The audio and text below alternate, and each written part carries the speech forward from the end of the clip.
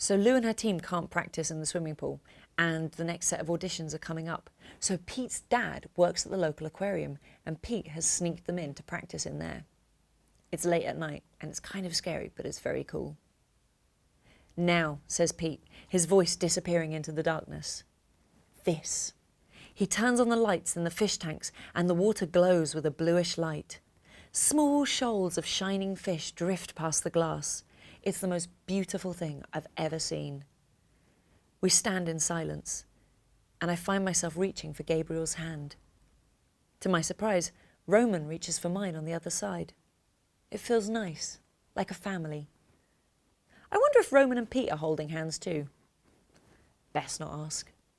We stare in silence until Pete breaks the moment. Now, what would you like to swim with, he asks, peering in to read the labels. Koi carp? Tuna? Or... Swim with the fish, interrupts Roman. I thought you said there was an empty tank. Yeah, there was, but now there isn't. Pete brushes it off as if it's not important. Sorry, Peter. Hate to be dull, chips in Gabe, but could we have a few more details on this? Pete sighs as if Gabriel is being ridiculously fussy. There was an empty tank, but it's empty, no water in it. So, just for tonight, we've got to swim with a few fish. It's fine. They're totally harmless. Should we try tuna? I had a tuna sandwich for lunch. I feel like it's 1-0 to me already. Well, someone's in a good mood, I think groggily. That must be the first joke I've ever heard him make. But, hang on. Pete, I say, tuna are huge and bitey. No, they're not, he corrects me. We turn towards the tank, and about 20 tuna fish slide past. They're the most thuggish-looking fish I've ever seen in my life. Yeah, they are, say Roman and Gabe in unison. Oh, Pete sighs and runs lightly up a flight of stairs I hadn't seen in the gloom. There's some activity above us, and the top of the tank slides to one side. We watch as one pale foot and leg appear in the water, then another. There's a moment of calm. Then suddenly, all the fish race towards them. It's so quick, I yelp with shock.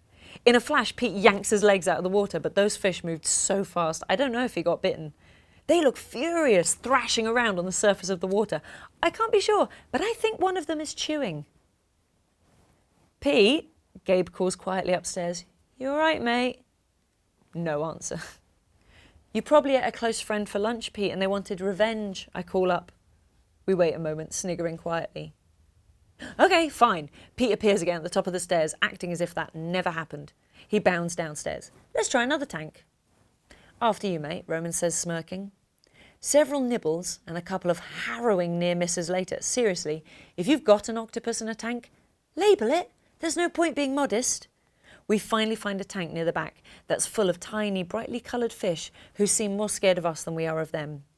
We agree we can only practice the underwater stuff, none of the lifts above water, but these things all need work, and the boys sink to the bottom of the tank and begin. It is arresting to watch, and that's not just my concussion talking. The boys float in perfect unison in the glowing blue water. It's the most calm and eerie thing I've ever seen, and I feel a bit in love with all of them at that moment. Yeah, even Pete.